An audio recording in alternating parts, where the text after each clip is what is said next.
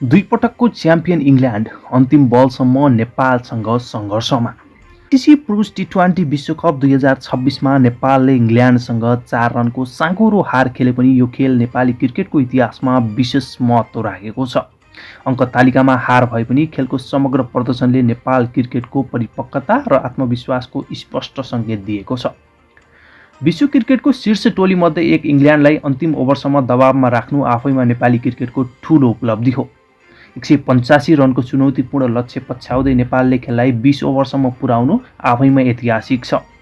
कप्तान रोहित पौडेल र उपकप्तान दिपेन्द्र सिंह ऐरी बीचको 82 रनको साझेदारीले नेपाललाई हारको किनाराबाट फर्काउन आधार तयार पारेको थियो। एरीले 44 रनको इनिङ खेलेर टी20 अन्तर्राष्ट्रियमा 2000 रन पुरा गरे, जुन नेपाली क्रिकेटको अर्को ऐतिहासिक क्षण हो।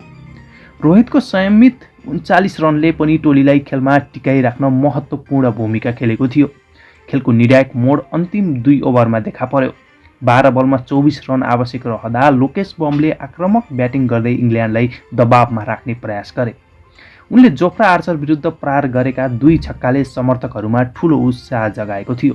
तर अन्तिम ओभरमा 10 रन आवश्यक रहँदा स्ट्राइक रोटेसनमा समस्या र अनुभवको कमीले नेपाललाई हारतर्फ ढाल्यो।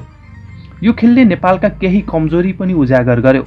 डेथ ओभरमा स्पष्ट योजना अभाव, दबावमा सही निर्णय लिन नसक्नु र अनुभवी फिनिसरको कमीले सानो गल्ती पनि निर्णायक साबित हुन सक्छ भन्ने देखायो। तर सकारात्मक पक्ष झन बलियो देखियो। बलिङतर्फ डेब्यू खेलाडी शेर मल्लले पहिलो बलमै विकेट लिए।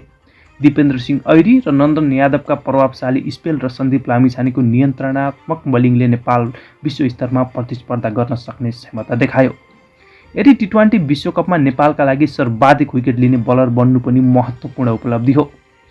खेलको विशेष आकर्षण मुम्बईको वाङखेडे रङ्गशालामा 17,000 दर्शकको उपस्थिति थियो, जसमा अधिकांश नेपाली समर्थक थिए। नेपाली फ्यानहरूको उत्साह र बाक्लो उपस्थिति खेलको अर्को ऐतिहासिक पक्ष बनेको थियो। टोलीले ठूलो दबावको बावजुद उत्कृष्ट खेल प्रदर्शन गरेकाले फ्यानहरूमा नेपाली क्रिकेटप्रति विश्वास अझ दृढ बन्यो। नेपालको हारले अङ्क त दिन सकेन, तर आत्मविश्वास भने अवश्य दियो।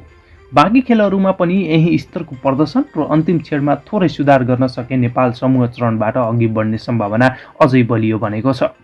इङ्ल्यान्ड विरुद्धको यो खेल नतिजाले होइन, नेपाल क्रिकेटको भविष्यका लागि दिएको आशाले लामो समयसम्म सम्झिने अनुभव बनेको छ। नेपाल क्रिकेट फ्यानहरूका लागि यो खेल केवल हार जितको कुरा नभई नेपाली टोलीले विश्व स्तरमा देखाएको साहस र सम्भावनाको प्रतीक बनेको छ।